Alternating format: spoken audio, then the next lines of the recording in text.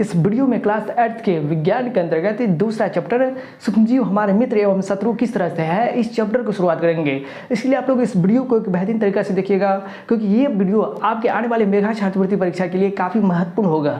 तो इसलिए इस वीडियो के अंदर में हम आपको जो भी समझाने का प्रयास करेंगे, आप लोग उसको एक बेहतरीन तरीके से समझने का प्रयास कीजिएगा। और हाँ, इसी चैनल के माध्यम से राष्ट्रीय आय सब मेगा छात्रवृत्ति परीक्षा के ऊपर हमने बहुत सारे वीडियो बना दिए हैं। यदि आप लोगों ने सारे वीडियो को नहीं देखे हैं तो आज ही यूट्यूब पे सर्च कर लीजिए जीके स्टडी सेंटर राष्ट्रीय आय सब मेगा छात्रवृत्ति परीक्षा, तो आपको बहुत सारे वीडियो मिल जाएगा।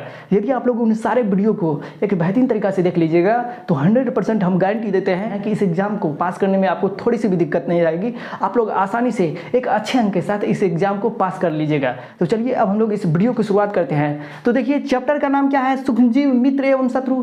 तो चैप्टर को शुरुआत करने से पहले हम लोग ये जान ही लेते हैं कि ये सूक्ष्मजीव क्या होता है और ये सूक्ष्मजीव हमारे लिए किस तरह मित्र की तरह व्यवहार करते हैं और किस तरह जो है दुश्मन यानी कि शत्रु की तरह व्यवहार करते हैं। तो सूक्ष्मजीव का मतलब यह होता है कि वैसा जीव जिनको हम खुली आंखों से नहीं देख सकते हैं, वातावरण में हमारे सभी जगह में, वायुमंडल में हम खाते हैं, बैठते हैं, मिट्टी पे, सभी जगह क्या है, सूक्ष्मजीव है। बहुत छोटे छोटे जब जीव है जिसको हम लोग नहीं देख सकते हैं, उसी को कहते हैं सूक्ष्मजीव। सूक्ष्मजीव का मतलब हमारे टीचर सब बताते थे इसका डेफिनेशन। सूक्ष्मजीव वैसे जीव को कहते हैं जिसको हम लोग नंगी आंखों से नहीं देख सकते हैं, उसे कहते हैं सूक्ष्मजीव। हम यहाँ पे आपको बतलाने का प्रयास कर रहे हैं। सूक्ष्मजीव वैसे जीव को कहते हैं, वैसे छोटे छोटे जीव होते हैं जिनको हम खुली आंखों से नहीं देख सकते हैं, उसी को कहते हैं सूक्ष्मजीव। जिसमें बहुत सारे सूक्ष्मजीव हमारे दोस्त यानी कि मित्र की तरह व्यवहार करते हैं। जैसे कि आप लोग तो दही खाए होंगे, तो दही कैसे बनता है? तो आप बोलिएगा सर जी थोड़ा गर्म दूध लेते हैं, उसमें थोड़ा सा ही जोरन डाल देते हैं, थोड़ा सा ही दही डालते हैं। उसके बाद क्या होता है, जब हम थोड़ा सा ही दही उसमें डालते हैं गर्म दूध में, तो वह गर्म दूध क्या होता है, पूरा दही का निर्माण कर लेता है। ये कैसे? तो वही सूक्ष्मजीव के कारण से। सूक्ष्मजीव हमारे लिए काफ़ी लाभदायक भी होता है, कुछ सूक्ष्मजीव हमारे लिए हानिकारक भी होता है। आप लोग अचार तो खाते होंगे, इडली खाते होंगे, ये सब रोटी और खाते होंगे, डबल रोटी, ये सब में सूक्ष्मजीव का बहुत ही बड़ा उपयोग होता है। सूक्ष्मजीव हमारे मित्र की तरह काम करते हैं। दलहनी पौधा यानी कि दाल वाले पौधे के जड़ों में राइजोबियम नामक जीवाणु पाया जाता है। ये राइजोबियम ये क्या है, ये एक प्रकार का सूक्ष्मजीव है जो क्या करता है, मिट्टी में नाइट्रोजन को पकड़े हुए रखता है, यानी कि नाइट्रोजन को स्थिरीकरण करता है। अगर नाइट्रोजन नहीं रहेगा तो पेड़ पौधा का वृद्धि विकास नहीं होगा। तो यही सूक्ष्मजीव ना जो दलहनी पौधे के जड़ों में पाया जाता है, राइजोबियम, ये क्या करता है, नाइट्रोजन को स्थिरीकरण मिट्टी में पकड़े हुए रहता है, जो पौधे की वृद्धि एवं विकास के लिए काफ़ी जरूरी है।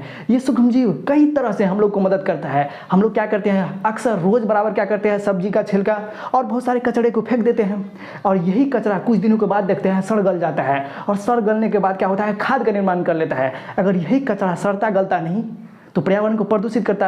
मान के चलिए हम कोई भी छिलका फेंक देते हैं, कोई भी कचरा को फेंक देते हैं, अगर वह सड़ता गलता नहीं तो क्या होता है, चारों तरफ क्या होता है, दुर्गंध देता तो उससे पर्यावरण प्रदूषित होता। अगर हम लोग उसी वातावरण में रहते तो हम लोग के स्वास्थ्य पर बुरा प्रभाव डालता। तो वही सब्जी के छिलके जो भी हम कचरा के रूप में फेंकते हैं उसमें प्रवेश कर जाता है और उनको सड़ा गला देता है, और जब सड़ गल जाता है तो क्या होता है, वह खाद का निर्माण कर लेता है, और खाद मिट्टी के लिए तो काफ़ी लाभदायक होता है ना। तो सूक्ष्मजीव हम लोगों के लिए कई तरह से लाभदायक है, ये हमारे लिए काफ़ी महत्वपूर्ण रखता है, ये हमारे जीवन को बहुत ज़्यादा प्रभावित करता है। सूक्ष्मजीव की सहायता से ही हम लोग अल्कोहल का निर्माण करते हैं। देखिए अल्कोहल कैसे बनता है इसके बारे में थोड़ा जान लीजिए। जैसे कि अंगूर को सड़ाते हैं, सड़े हुए भात को सड़ाते हैं, यानी कि भात जो बच जाता है उसको सड़ाते हैं, गलाते हैं, और उससे अल्कोहल का निर्माण होता है। अल्कोहल विभिन्न प्रकार के दवाइयों और इसके बाद शराब के उत्पादन में भी किया जाता है। तब ना कहता है कि दवाई पीते हैं तो हमको नींद आता है, ऐसा क्यों? उसमें अल्कोहल की मात्रा रहती है। और शराब ज़्यादा पी लीजिएगा तो आपको नशा चढ़ जाएगा, और नशा चढ़ जाता है तो कुछ से कुछ कर देते हैं। तो हमारे कहने का मतलब कुछ सूक्ष्मजीव इस तरह से होते हैं जो हमारे लिए काफ़ी लाभदायक होते हैं। आप ही सोचिए, दिन में हम जितना कचरा को फेंकते हैं, जितना सब्जी को छिलके को फेंकते हैं, अगर वह सड़ता गलता नहीं तो क्या होता है, पर्यावरण को पूरे प्रदूषित करता है। तो वही सड़ाने गलाने का काम कौन करता है, सूक्ष्मजीव। छोटे छोटे जीव उसमें प्रवेश कर जाता है, उसको सड़ा गला देता है। तो सूक्ष्मजीव हमारे लिए कई तरह से लाभदायक है, समझ गए ना। कुछ सूक्ष्मजीव हमारे मित्र की तरह यानी कि दोस्त की तरह व्यवहार करते हैं, तो कुछ सूक्ष्मजीव हमारे दुश्मन की तरह यानी कि शत्रु की तरह व्यवहार करते हैं। जैसे कि हो गया वायरस। क्या होता है, आज जो कोरोना वायरस देख रहे हो, एक व्यक्ति से दूसरे व्यक्ति में कोरोना वायरस चले जा रहा है, तो ये क्या है, सूक्ष्मजीव का हानिकारक प्रभाव ना है। तो कुछ सूक्ष्मजीव हमारे लिए हानिकारक होता है, बहुत ज़्यादा हानिकारक होता है। जीवाणु हो गया, हैजा हो जाता है, टाइफाइड हो जाता है, ये सब क्या है, सूक्ष्मजीव के कारण से होता है, यानी कि जीवाणु के कारण से होता है। इतना बात तो आप लोग जान गए कि कुछ सूक्ष्मजीव मित्र की तरह व्यवहार करते हैं, तो कुछ सूक्ष्मजीव दुश्मन की तरह व्यवहार करते हैं। तो ये सूक्ष्मजीव को कितने प्रमुख वर्गों में बांटा गया है, ये कई बार एग्जाम में आया हुआ है क्वेश्चन कि सूक्ष्मजीव को कितने प्रमुख वर्गों में बांटा गया है। है। तो सूक्ष्मजीव को 4 प्रमुख वर्गों में बांटा गया है। जिस प्रकार कहिएगा, सब गाय तो गैये कहेंगे, लेकिन कुछ गाय को विदेशी नस्ल को कहते हैं, कोई देसी नस्ल को कहते हैं। तो सभी गाय विभिन्न प्रकार के होते हैं, कोई उजली होती है, कोई चकती होती है, रंग में बहुत प्रकार के गाय होते हैं। ठीक उसी तरह सूक्ष्मजीव तो बहुत सारे हैं, तो उसको कितने मेन वर्गों में बांटा गया है, मुख्य वर्गों में कितने बांटा गया है? तो सूक्ष्मजीव को 4 प्रमुख वर्गों में बांटा गया है। शैवाल, कवक, प्रोटोजोआ, जीवाणु, ये 4 प्रमुख वर्गों में बांटा गया है। आप लोग याद रखिएगा, ये कई बार क्वेश्चन पूछा गया है कि सूक्ष्मजीव को कितने प्रमुख वर्गों में बांटा गया है। तो 4, शैवाल, कवक, प्रोटोजोआ, जीवाणु। समझ गए? अब आइए यहाँ से चैप्टर को हम लोग शुरुआत करते हैं। वीडियो को शुरू से लेकर के अंतिम तक देखिएगा, तो इस चैप्टर से जो भी क्वेश्चंस आपके राष्ट्रीय आय समग्र छात्रवृत्ति परीक्षा में पूछा जाएगा वो 100% आप लोग बना लीजिएगा, क्योंकि इस वीडियो के अंदर में हम एक भी प्रश्न को छोड़ेंगे नहीं। तो चलिए यहाँ से वीडियो को शुरुआत करते हैं। आप लोग इस वीडियो को एक बेहतरीन तरीका से देखने का प्रयास कीजिएगा, और हम जो भी क्वेश्चन आपको याद कराने का प्रयास कराएंगे आप लोग उसको एक बेहतरीन तरीका से याद कर लीजिएगा। तो चलिए यहाँ देखिए, कह रहा है कि ऐसे जीव जिन्हें हम खुले आंखों से नहीं देख सकते हैं उसको क्या कहते हैं? उसको सूक्ष्मजीव कहते हैं, कि जीवाणु कहते हैं, कि अदृश्य कहते हैं। तो ऐसे जीव जिन्हें हम खुले आंखों से नहीं देख सकते हैं उसको कहते हैं सूक्ष्मजीव, यानी कि इसका ऑप्शन नंबर ए हो गया। दूसरा नंबर क्वेश्चन से देखिए, सूक्ष्मजीव को कितने प्रमुख वर्गों में बांटा गया है? तो अभी इससे पहले जस्ट बता किए कि सूक्ष्मजीव को 4 प्रमुख वर्गों में बांटा गया है, इसका ऑप्शन नंबर हो गया ए। इसके बाद देखिए, चीनी के अल्कोहल में परिवर्तन की प्रक्रिया क्या कहलाती है? तो जब चीनी अल्कोहल में बदल जाता है तो इसी को कहते हैं किण्वन। शराब भी जो निर्माण करते हैं, यानी कि अल्कोहल का जो निर्माण करते हैं वह किण्वन विधि के द्वारा ही होता है। देखिए, अंगूर को सड़ाते हैं, इसके बाद चावल को सड़ाते हैं, गेहूं को सड़ाते हैं, सड़ाने के बाद उस पर ईस्ट की क्रिया कराते हैं। ईस्ट क्या है? एक कोशिकीय सूक्ष्मजीव है, उस पर वो क्रिया कराते हैं। इसके बाद ये क्या होता है, ये सड़ा हुआ अंगूर, ये सब क्या होता है, अल्कोहल में बदल जाता है। सड़ा हुआ गेहूँ, ये सब क्या होता है, अल्कोहल में परिवर्तित हो जाता है। इसी को कहते हैं किण्वन, यानी कि चीनी को अल्कोहल में परिवर्तन करने की प्रक्रिया क्या कहलाती है? किण्वन कहलाती है। इसका ऑप्शन नंबर ए हो गया। इसके बाद देखिए, किण्वन का खोज किसने किया? कहेगा आपसे कि किण्वन का खोज किसने किया? एडवर्ड जेनर ने किया था, कि लुई पास्चर ने किया था, कि इवान विस्की ने किया था? तो किण्वन का खोज किया था लुई पास्चर ने, यानी कि इसका ऑप्शन नंबर हो गया बी नंबर ऑप्शन सही। इसके बाद देखिए, चेचक का खोज किसने किया? इवान विस्की ने किया था, कि एडवर्ड जेनर ने किया था, कि आर्यभट्ट ने किया था? तो यहाँ देखिए, चेचक का खोज किया था एडवर्ड जेनर ने। यहाँ देखिए, इवान विस्की ने विषाणु का खोज किया था। विषाणु सजीव और निर्जीव के बीच की कड़ी है, वह जिसमें जाएगा उसके अनुसार से काम करने लगता है। तब ना आज हम लोग देख रहे हैं कि कोरोना वायरस क्या है, एक प्रकार का विषाणु, इसमें टच कर दिया, निर्जीव में भी टच कर दिया, वहाँ पे आप टच कर दीजिएगा तो आपको भी हो जाएगा वो कोरोना वायरस। तब ना हम लोग जो है एक दूसरे के संपर्क में नहीं जाते हैं। इस कारण से क्या होता है, विषाणु सजीव में जाएगा तो सजीव में वृद्धि करने लगेगा, और निर्जीव में जाएगा तो निर्जीव की तरह काम करने लगेगा, काम करते रहता है। तो इसका मतलब क्या होगा, सजीव और निर्जीव के बीच की कड़ी को कहते हैं विषाणु। और विषाणु का खोज किसने किया था? तो इवान विस्की। ये कई बार एग्जाम में आया हुआ है कि विषाणु का खोज किसने किया था, समझ गए? इसके बाद देखिए, किण्वन का खोज किसने किया था? लुई पास्चर ने। चेचक का खोज किसने किया था? तो एडवर्ड जेनर ने। चेचक है जिसको हम लोग आम भाषा में कहते हैं हमको बाबा हो गया, पूरा शरीर में चेचक फैल जाता है ना। तो गाँव घर के लोग, बिहार में लोग सब क्या कहता है कि हमको जो है बाबा हो गया, समझ गए ना। इस वीडियो को संपूर्ण भारत में किसी भी स्टेट से कोई भी स्टूडेंट देख सकता है और वह उसको बहुत ज़्यादा फायदा मिलेगा। इसलिए वीडियो को एक बेहतरीन तरीका से देखने का प्रयास कीजिएगा, समझ गए ना इतने सारे क्वेश्चंस को। अब आइए अगले नंबर प्रश्न की ओर चलते हैं। कुछ लड़का कहता होगा कि सर ये दिखाई नहीं देता है तो हम बोल रहे हैं ना, तो उसके माध्यम से आप लोग सुनिए ना और एक बेहतरीन तरीका से समझने का प्रयास कीजिएगा ना। बहाना नहीं बनाइए, बहाना बनाइएगा तो कभी पास नहीं कीजिएगा, समझिएगा तो आपका काम हो जाएगा, समझ गए ना। तो ये मत टेंशन में रहिए कि दिखाई नहीं दे रहा है, आवाज़ तो सुन रहे हो। प्रश्न की ओर चलते हैं। रोग उत्पन्न करने वाले सूक्ष्मजीव को क्या कहते हैं? जो बीमारी फैलाता है तो वैसे सूक्ष्मजीव को क्या कहते हैं? रोगाणु कहते हैं, कि रोगजनक कहते हैं, कि ए एवं बी दोनों को कहते हैं, कि डी इनमें से कोई नहीं। नन का मतलब क्या होता है? इनमें से कोई नहीं। तो देखिए, रोग उत्पन्न करने वाले सूक्ष्मजीव को कहते हैं रोगाणु और रोगजनक। ये दोनों का मतलब एक ही हुआ, रोगाणु और रोगजनक, ये दोनों को कहते हैं रोग उत्पन्न करने वाले, यानी कि बीमारी उत्पन्न करने वाले सूक्ष्मजीव को क्या कहते हैं? रोगाणु या रोगजनक। यानी कि इसका ऑप्शन नंबर क्या हो जाएगा? सी नंबर ऑप्शन सही। यानी कि यहाँ देखिए, ए एवं बी दोनों सही है, यानी कि रोगाणु या रोगजनक किसको कहते हैं? जो रोग उत्पन्न करने वाले सूक्ष्मजीव होते हैं उसी को कहते हैं रोगाणु या रोगजनक। बेसिलस एंथ्रेसिस नामक जीवाणु का खोज किसने किया था? रॉबर्ट कोच ने किया था, कि इवान विस्की ने किया था, कि आर्यभट्ट ने किया था? तो जैसा कि आप सभी जानते हो कि इवान विस्की ने विषाणु का खोज किया था और आर्यभट्ट ने तो शून्य का खोज किया था। शून्य का आविष्कार शून्य किसने दिया? तो भारत ने दिया था। पूरे विश्व में, पूरे दुनिया में शून्य को किसने दिया? अपना देश भारत। और शून्य का खोज किसने किया था? तो आर्यभट्ट ने किया था, समझ गए ना। देखिए, बेसिलस एंथ्रेसिस नामक जीवाणु का खोज किया था रॉबर्ट कोच ने, तो इसका ऑप्शन नंबर हो जाएगा ए नंबर ऑप्शन सही। इसके बाद देखिए, ऐसे रोग जो एक व्यक्ति से दूसरे व्यक्ति में वायु, जल तथा भोजन के माध्यम से फैलता है तो उसको क्या कहते हैं? यानी कि ऐसा रोग जो एक व्यक्ति से दूसरे व्यक्ति में फैल जाता है जिसमें हुआ है बीमारी, उसके संपर्क में अगर स्वस्थ व्यक्ति जाता है तो उसको भी हो जाता है। तो ऐसे रोग को क्या कहते हैं? संचरणीय कहते हैं कि संक्रामक कहते हैं कि सी एवं बी दोनों कहते हैं कि डी इनमें से कोई नहीं। तो ऐसे रोग जो एक व्यक्ति से दूसरे व्यक्ति में जल तथा वायु तथा भोजन के माध्यम से फैल जाता है, उसके संपर्क में जो बीमार है उसके संपर्क में दूसरा कोई स्वस्थ व्यक्ति आता है तो उसको भी जब रोग हो जाता है, वह भी जब बीमार हो जाता है तो उसको कहते हैं संसरणीय रोग। संसरणीय रोग का मतलब क्या हुआ? फैलने वाला रोग। एक व्यक्ति से दूसरे व्यक्ति में प्रवेश करने वाले रोग को कहते हैं संसरणीय रोग और उसी को कहते हैं संक्रामक। जिस तरह से संसरणीय का मतलब होता है ठीक उसी तरह संक्रामक का भी मतलब होता है। तो इसका ऑप्शन नंबर क्या हो जाएगा? सी नंबर ऑप्शन से। जिस प्रकार आपके घर परिवार में आपको विभिन्न नामों से पुकारता है, ठीक उसी तरह ऐसे रोग जो एक व्यक्ति से दूसरे व्यक्ति में फैलता है उसको दो तरह से हम लोग कह सकते हैं, यानी तो उसको कहेंगे संक्रामक, यानी तो उसको कहेंगे संचरणीय। यानी कि इसका ऑप्शन नंबर हो गया सी नंबर ऑप्शन सही। इस वीडियो को अंतिम तक देखिएगा, यहाँ से हम जो भी क्वेश्चंस आपको पढ़ाएंगे 100% हम गारंटी देते हैं कि यहाँ से क्वेश्चंस आपको डायरेक्ट एग्जाम में देखने को मिलेगा। इसलिए वीडियो को शुरू से लेकर के अंतिम तक देखिएगा, क्योंकि अभी जो है मेन क्वेश्चन बचा है।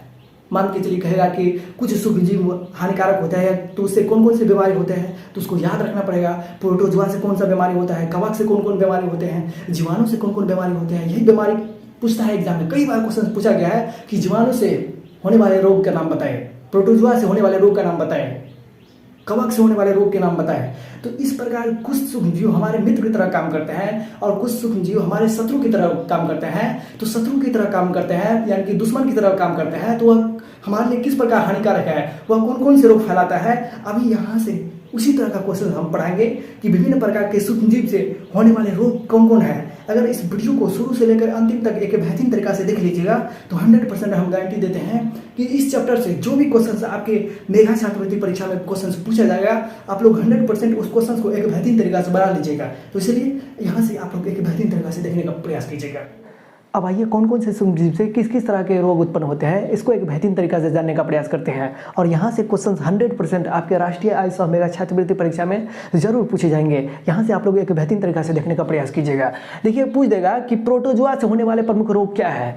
वैसे तो आप लोग याद कर लीजिएगा, लेकिन ट्रिक के माध्यम से, ट्रिक क्या करता है, आपको बहुत ज़्यादा बातों को कम समय में आपको याद करने का तरीका देता है। यानी कि प्रोटोजोआ से होने वाले प्रमुख रोग कौन कौन से है, इसको हम लोग ट्रिक के माध्यम से याद करने का प्रयास करेंगे। आप लोग प्रोटोजोआ के बारे में जानते हो, यहाँ पे फिगर दे रहे हैं, इसको देख लीजिए। प्रोटोजोआ क्या है? सूक्ष्मजीव का ही एक वर्ग है। तो प्रोटोजोआ से होने वाले प्रमुख रोग ट्रिक के माध्यम से देखिए, यहाँ पे ट्रिक के माध्यम से कहता है कि पापा काम पे सोते हैं, पापा काम पे सोते हैं, इसको आप लोग याद कर लीजिए। प्रोटोजोआ से होने वाले प्रमुख रोग आपको ऐसे ही याद हो जाएगा। देखिए पापा का मतलब होता है पायरिया रोग, पापा का मतलब क्या होता है? पायरिया रोग। काम में देखिए का मतलब होता है कालाजार, म का मतलब होता है मलेरिया, यानी कि पायरिया, कालाजार, मलेरिया।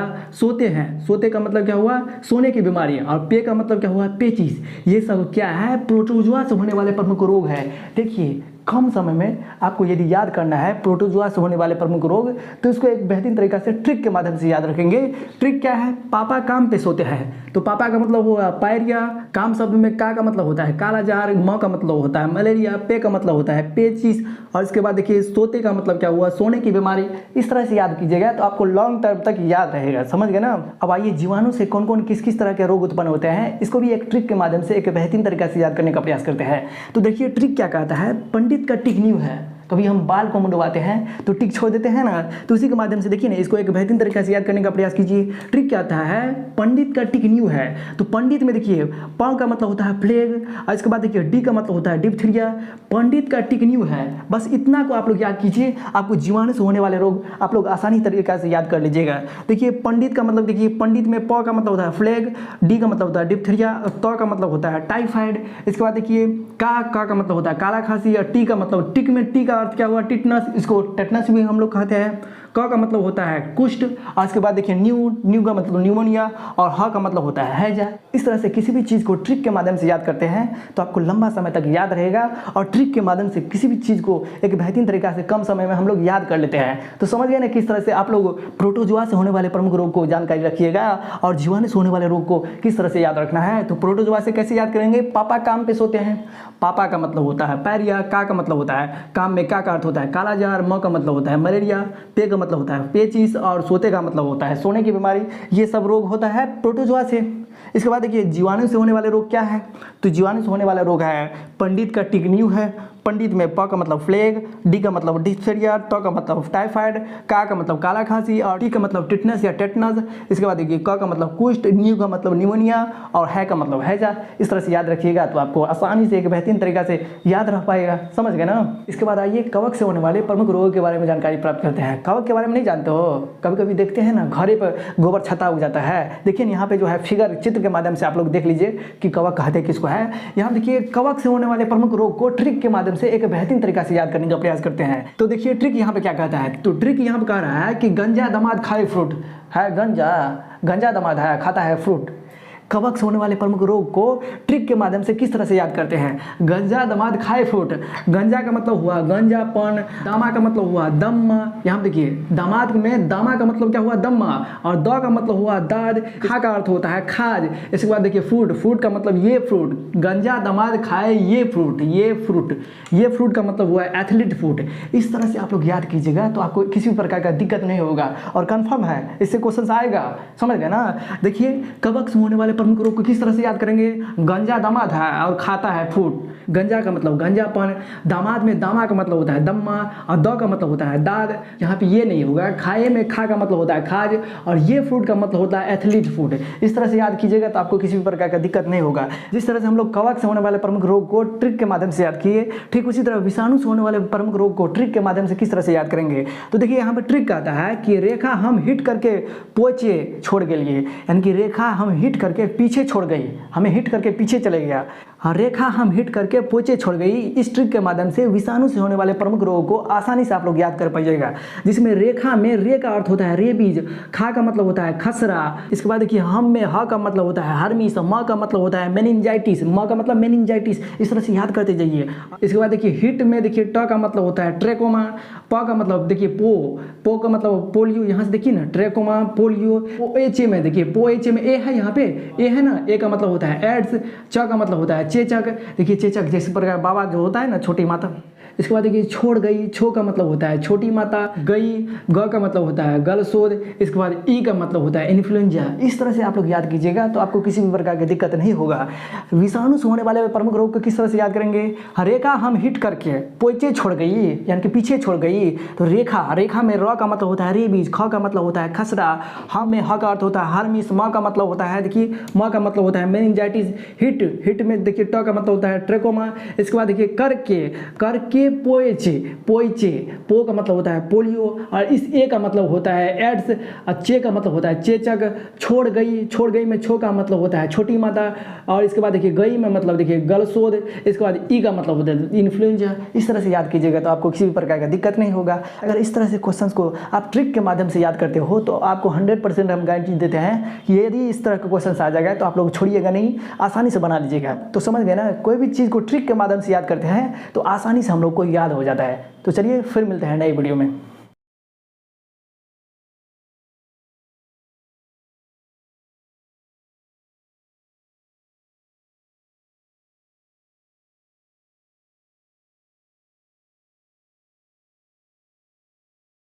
तो चलिए फिर मिलेंगे नए वीडियो में, तब तक के लिए हमें विदा दीजिए। जय हिंद, जय भारत। पढ़ते रहिए, स्वस्थ रहिए और इस चैनल के माध्यम से जुड़े रहिए, क्योंकि इस चैनल के माध्यम से एक बेहतरीन तरीका से राष्ट्रीय आय 100 मेगा छात्रवृत्ति की तैयारी एक बेहतरीन ढंग से किया जाता है। यदि वीडियो अच्छा लगे, वीडियो में कुछ सीखे हैं तो चैनल को जरूरी सब्सक्राइब कर लीजिएगा और इस वीडियो को अपने सारे दोस्तों के पास शेयर भी कीजिएगा, ताकि वह भी विद्यार्थी इस चैनल पर आ सके और वह भी चैनल को सब्सक्राइब करेगा तो वह भी वीडियो को देखेगा, उसको भी समझ में आएगा, वह भी पास हो जाएगा। समझ गए ना। जलनपन मत रखिए, किसी से जलिए मत, किसी से ईर्ष्या मत कीजिए, संघर्ष कीजिए, मेहनत कीजिए, आप भी उसी के बराबर हो जाइएगा। बहुत सारे स्टूडेंट को होता क्या है, वीडियो शेयर कर देंगे तो वह भी देख लेगा, वह भी देख लेगा तो वह भी तेज हो जाएगा। ये सब बात, ये बुरी बात सब मन में मत लाइए। उसके पास भेजिएगा तो वह भी लड़का आप ही के गाँव का ना है, वह भी पास करेगा, आप भी पास कीजिएगा तो गांव का नाम होगा। ये मन में मत रखिए कि हम पास कर जाएंगे और हमारा दोस्त फेल हो जाएगा। इससे क्या होगा, आप ही का बदनामी ना होगा कि इसके साथ रहता था, ये पास कर गया, ये फेल हो गया। तो ये सब जितने भी बुरी बात होता है, इस ख्याल को हटा लीजिए। अपने दोस्तों के पास इस वीडियो को शेयर कर दीजिएगा, ताकि वह भी दोस्त इस वीडियो को देख पाए और इस चैप्टर से जो भी क्वेश्चन पूछेगा वह भी एक बेहतरीन तरीका से उसका जवाब दे पाएगा, तो उसका भी रिजल्ट हो जाएगा, तो आपका भी नाम होगा और आपके गांव का भी नाम होगा। समझ गए ना। तो चलिए फिर मिलेंगे नई वीडियो में, तब तक के लिए हमें विदा दीजिए। जय हिंद, जय भारत। पढ़ते रहिए, स्वस्थ रहिए।